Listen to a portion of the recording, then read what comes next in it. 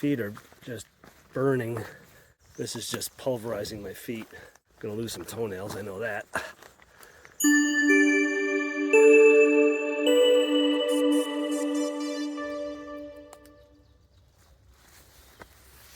Well, as you can see, Rausch Gap Shelter is 18 miles.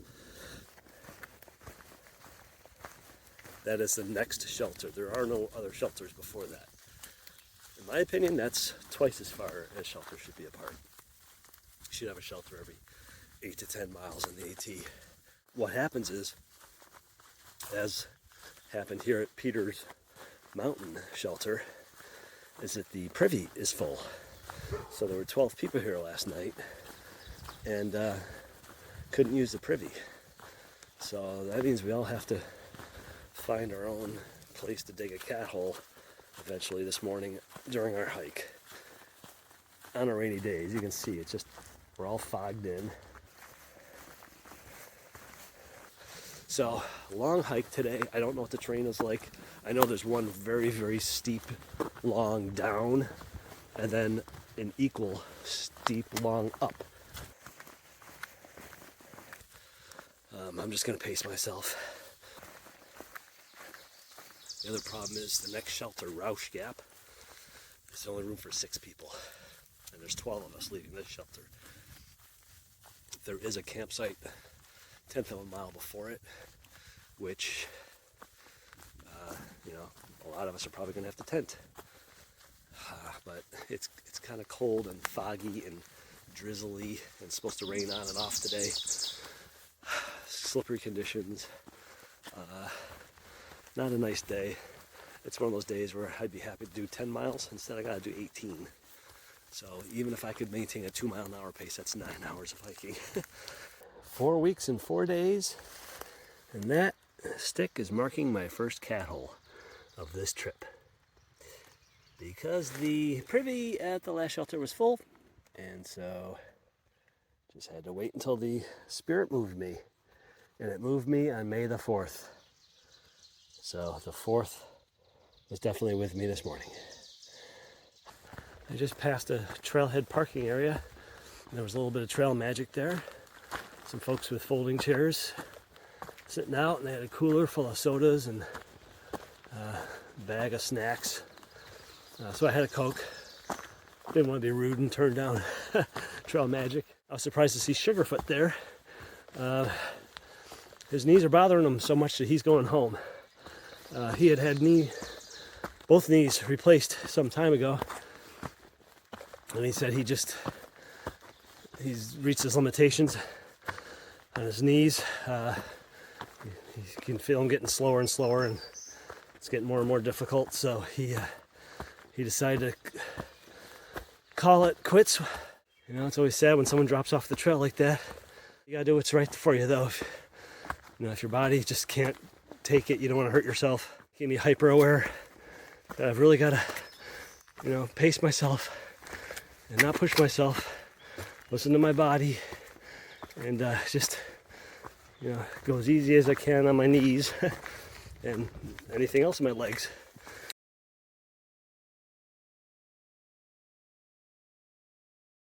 Definite rusty orange stain. It's leaving. It's coming out of the hillside. I wonder if that's just iron deposits, maybe? Just natural mineral deposits. That is pretty pronounced orange color there. It's even stained the leaves that have been in the water there. Wow. I'd really want to filter the hell out of that before I drank it. I'm only about halfway done. I still got 9 miles.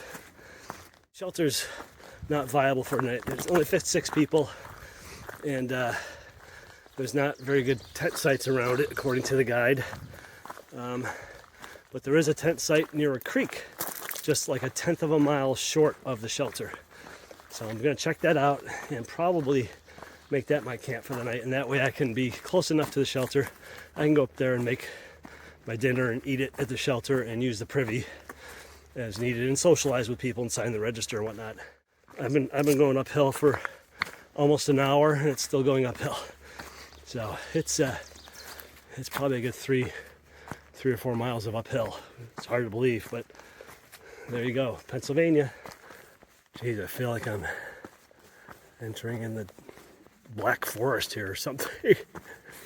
It's just all fog shrouded up ahead. Can't even see. Oh boy, that's spooky.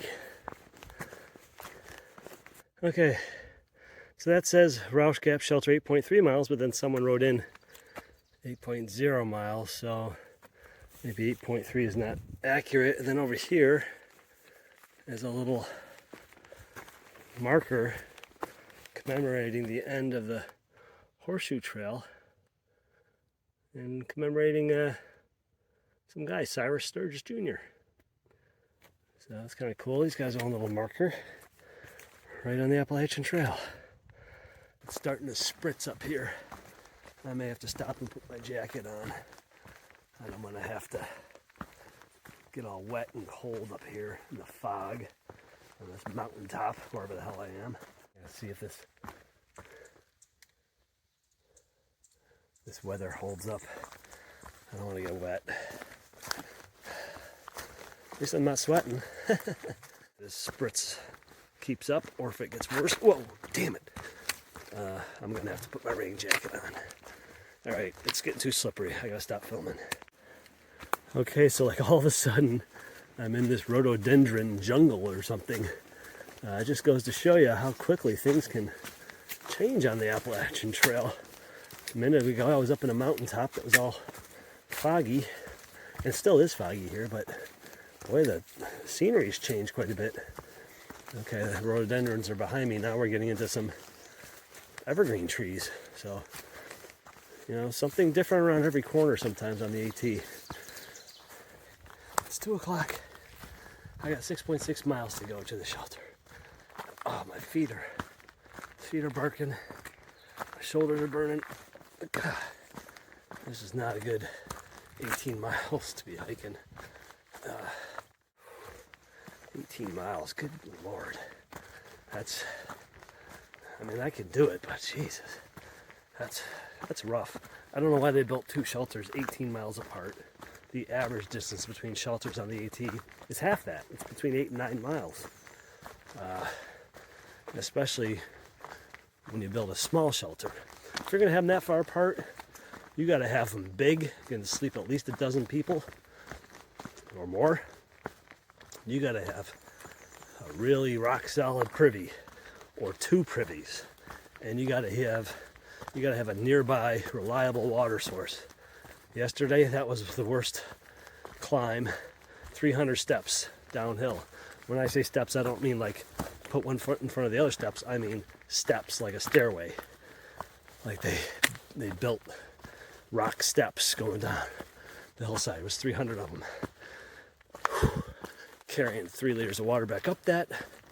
Holy cow. That's a workout.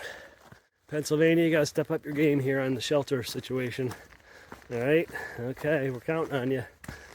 So this is a campsite that is a former coal mining village. Ruins of a coal mining village. Not much ruins left, I guess. But this must have been a coal mining area. Huh. You'd never know it, would you? So I've got somewhere between 2 and 3 miles left. And of course the sun comes out. I had to take off my rain jacket, put on my bandana. I'm whooped. My shoulders are killing me. Just like hot ice picks jabbing into my shoulders. So maybe it's like pinched nerves. I don't know what it is, but it hurts. I'm in the last 1.5 miles to the shelter. I'm dying. My feet are just burning. These new shoes, my toes are kind of crammed into the toe box.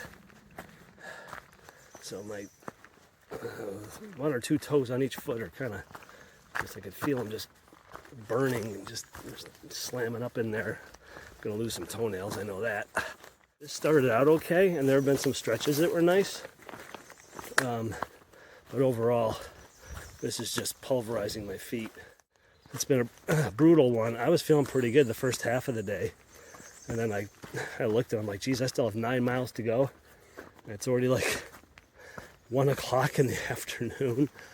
I was like, holy crap. This day is not ending soon enough for me. But I'll be there soon.